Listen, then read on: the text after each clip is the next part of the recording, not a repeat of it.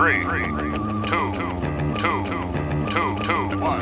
3, 2, 2, 2, 2, 2, 2, 2. To the stars, you'll buy candy bars. A mechanical canine. Neutron.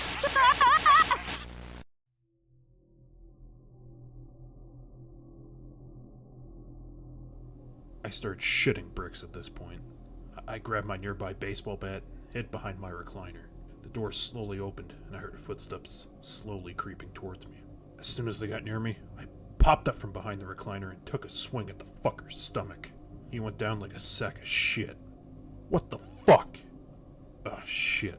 It was my friend Wade. Fucking psycho. Look, I'm sorry, but I've been going through more mental trauma in the span of just one day than I have in my entire life. What do you mean? I bought these Jimmy Neutron tapes off of eBay. In the first one, Jimmy fucking died, and it showed a picture of my brother.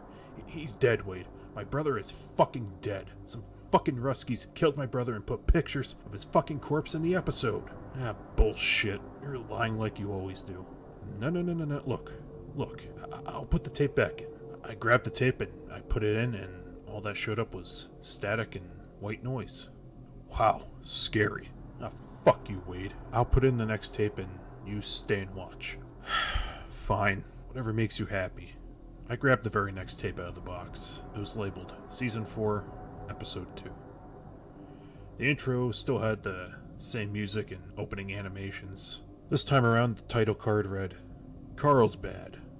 It started out as a direct continuation of the previous episode, Hugh's Misery, which was really strange. The show never really followed any kind of continuity. It showed Judy, Carl, Sheen, and various other residents of Retroville all gathered at Hugh's funeral, as Hugh had committed suicide at the end of Hugh's Misery, following the death of Jimmy. Judy was shown crying profusely, as Carl showed signs of compassion and comforted her. Judy, is there anything I can help you with? Anything at all? Well, I do have some cleaning that I need to do, and I was going to bake some cookies if you wanted to help with that. That sounds great. I'll be over later. As everyone started shuffling out of the funeral, Sheen stayed behind and had a suspicious look on his face while looking at Carl and Judy walking away.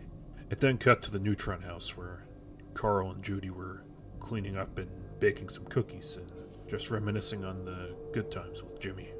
Whenever Judy brought up Hugh, Carl seemed to get real pissed and simply brush off any comments that were made.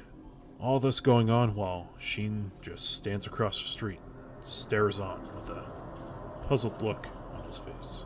When Carl left the house, Sheen approached him and asked him a simple question. Why are you spending so much time with Mrs. Neutron? Her husband just died and her son just died too, Carl.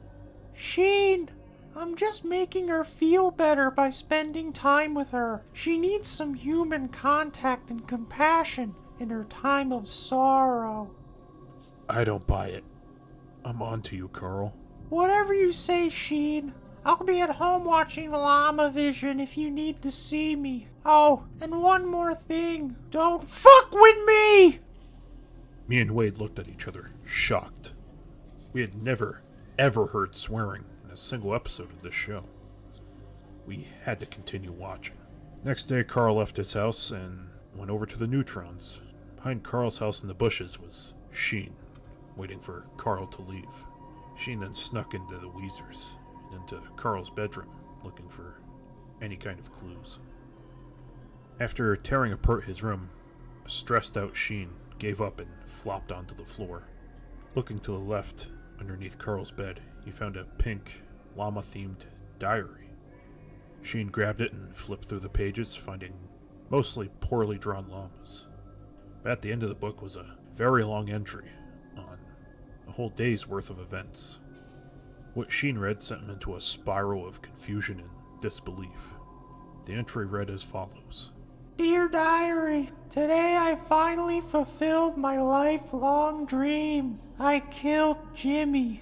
I finally killed that big-headed, know-it-all asshole. I tricked him into giving me a ride to what he thought was a brand new theme park called Llama World. The directions I gave him really directed to the middle of the forest, an hour outside of Retroville. I stabbed him several times, gouged his eyes out, and stuffed him inside a wooden box and buried him. I drove his hovercraft back and parked it next to the lab entrance so nobody would know the difference. I know they'll find him eventually. They won't know who did it, though. They wouldn't expect a fat llama lover with asthma to do anything that sinister. Once Hugh and Judy find the remains, I know Hugh won't be able to take it, and that miserable piece of shit will off himself. I say good riddance, you duck-obsessed, pie-loving fuckface. You never deserved Judy. I deserve Judy. Judy will be mine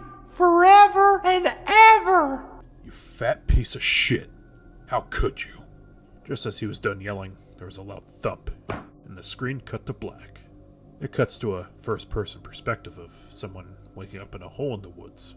I told you not to fuck with me, Sheen, but you just couldn't leave well enough alone, could you? You had to stick your nose into my business. Carl, why?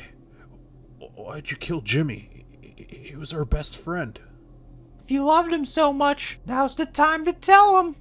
Carl then threw Jimmy's rotting corpse into the hole next to Sheen. Sheen tries to climb out of the hole, but the hole is far too deep.